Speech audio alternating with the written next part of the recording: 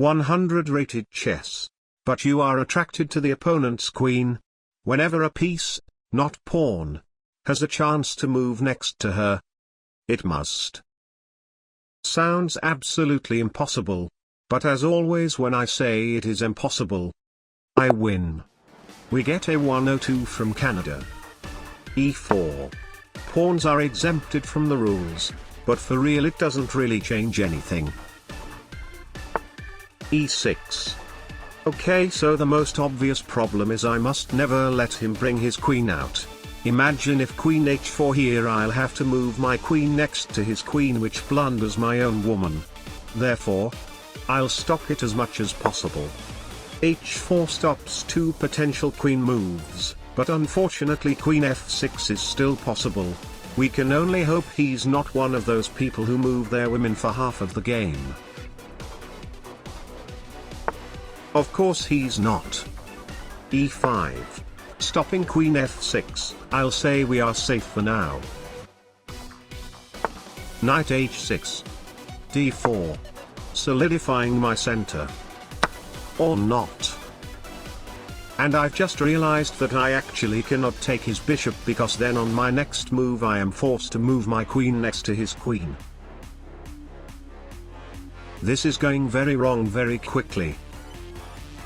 Alright, I have to block my own queen. Then I have to find another way to stop queen f6 after he takes my e-pawn. Or not. I'll start the attack. Bishop g5. He obviously will play f6 here. But in case he doesn't, I will be forced to go bishop e7, putting my bishop next to his queen. But I mean, who plays like that anyway? Right? He gives a check. I'll block it. f6. Ha! You see? I never doubt any 100 rated players. E takes f6.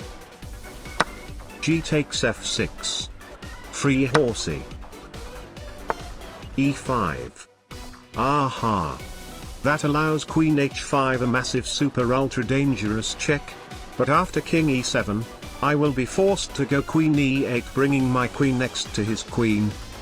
So I guess I'll just focus on developing. Rooks are very underrated. Under correct use, this rook can actually be just as strong as any other rooks. d6. Rook g3. Absolutely beautiful. Let's see how he'll respond to my rook. King e7. And then in this position, there is a textbook very easy to see checkmate in 6. In case you are interested, please feel free to pause the video and find the checkmate pattern yourself, while I don't give you any seconds to do so. Because it doesn't work for me here, as rook g7 check will only lead to rook d7, bringing my rook next to his queen. So I have to do something else.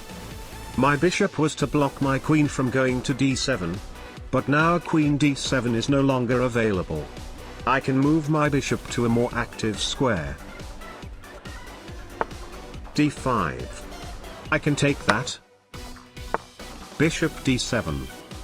That blunders another easy to see textbook checkmate in 4.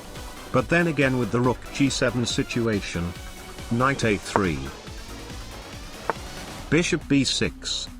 Knight c4. Remove d6 away from his king. Bishop a5. Alright, I have done pretty much everything I could. Honestly, I can't even see how I can improve this position any further. Therefore, we'll take the final blow.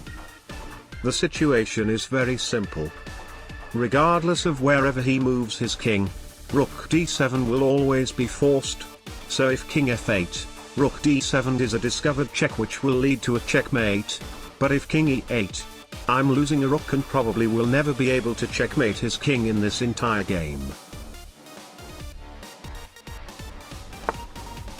Thank you. Rook takes d7 is forced. King e8 is forced. There is nothing I can move next to his queen anymore. This is a free move. Bishop to f7. Checkmate. Mission accomplished. It's reading comment time. When did you learn chess? I don't learn chess, chess learns me. Do you think chess will ever be solved, and if so, what effect do you think it will have on the game? I'm very positive one day chess will be solved with super advanced technology, but very unfortunately no one will ever solve the question of what does a woman think.